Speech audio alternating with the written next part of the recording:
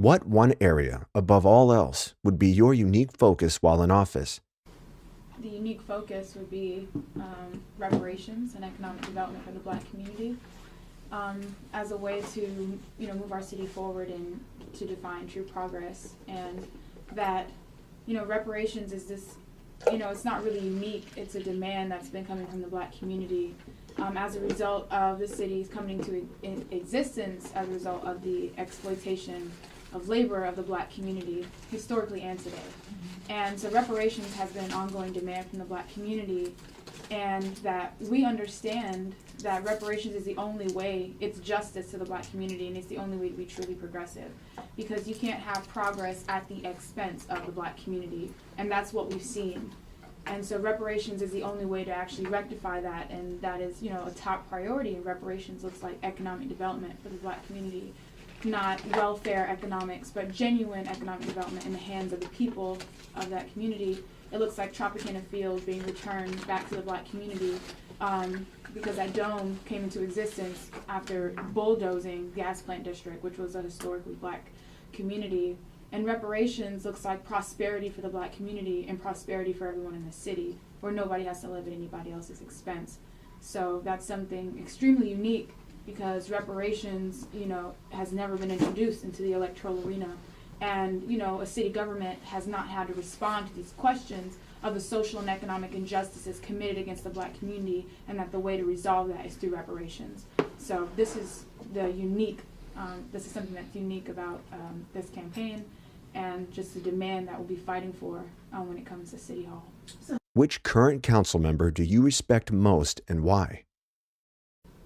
Can't say any of them. I'm looking directly at the camera. None of you. Okay. None of you. Yeah. No, So one sentence or two about why. About why? Why it is that you don't respect any of the city council members. Well, one, because they operate in the interests of big money, and two, because it's an entire system, a corrupt city government that has defined progress at the expense of the Black community. I can't respect that. And I intend to end that legacy of gentrification and police containment with my candidacy. So. How will you build relationships and bridges between downtown and midtown? Reparations and economic development for the Black community.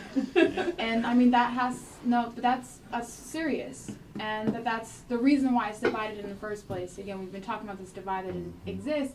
It's as a result of the historical oppression of the Black community and the oppression today that we see today. And that the only way to bridge that gap and to come together as a united city is unity through reparations. That's literally the only way, because other than acknowledging, the historical and current oppression of the Black community, without reparations and economic development for the Black community, I just want to say first that there's a study, it says that it would take 228 years for the average Black family to catch up to the average white family. That's without reparations. In terms economically, that it would take 228 years to catch up to the average white family. That's not even a rich white family, that's average. And that when we're talking about bridging a gap, if you can't talk about reparations as a solution, then you're not talking about bridging anything. You're not trying to bring it together. Because it would take the poor and working class Black community 228 years to catch up to the amount of wealth that exists in these different areas throughout St. Pete. The Black community does not have 228 years. We don't have 3 years, because we're being gentrified out of existence. Reparations is the only solution to bridging this divide that exists in the city of St. Pete. It is acknowledging the oppression of the Black community. It's uniting the people against a system that requires the oppression of the Black community to exist. And it's uniting the people around this system, and demanding, demanding that the system doesn't operate in the same fashion, and that the oppression of the Black community results in all the contradictions you see throughout the city. So, regular working white people get affected by the oppression of the Black community. Out of their small businesses, they get priced out of their homes and things like that because of what has happened to the Black community. When the Black community is being gentrified, the price of your home is going to go up. But if you build affordable housing in the Black community, that deflates the housing costs for everyone in the city. And we say affordable housing is a form of reparations to the Black community. So this is why we say reparations is the solution for everyone in the city, for genuine prosperity, for unity, and where downtown and all these different areas throughout St. Pete can't live at the expense of the Black. What is the biggest financial waste you've identified in city government? The biggest financial waste? The police. Okay. Yeah. All right. Tell us a little bit about that. Well,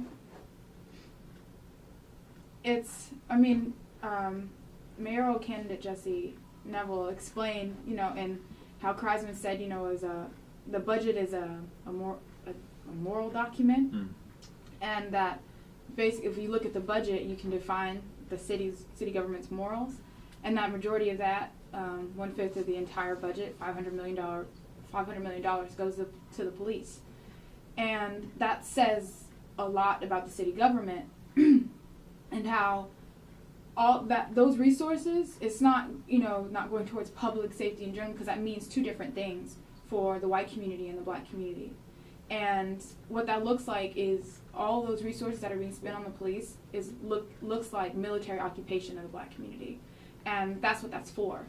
As this process of gentrification heightens, the police and gentrification work hand in hand, and gentrification is pushing the people out of their community by any means necessary. So it's not just raising up rent, but it's police containment, it's police violence within the Black community, and that this response to the question, the necessity of economic development for the Black community, the response from city government has been more police and more police. And that's why, they have the most money within this city budget, and that's not including the $85 million going to the police station being built across the street from the current one. But, this is what the city government spending its money on versus what we could be doing is reparations and economic development, prosperity for the Black community, prosperity for everyone in the entire city.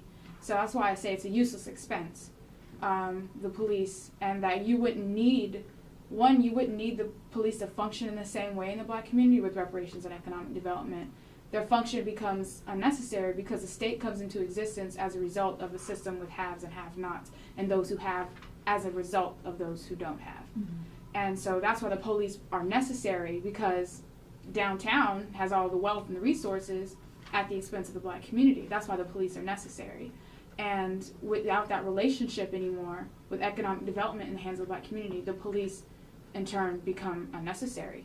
And then with Black community control of the police, where it's the Black community having the ability to hire, fire, train, and discipline those who should function with arms in our community, the police, again, in the situation of how they operate in their current position now, would not be necessary with the reparations and economic development defined budget.